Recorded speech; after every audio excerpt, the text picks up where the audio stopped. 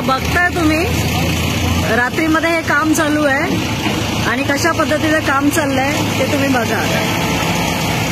हे CC रस्त्याचं काम होतंय, सीसी रस्त्याचं काम चाललेलं आहे।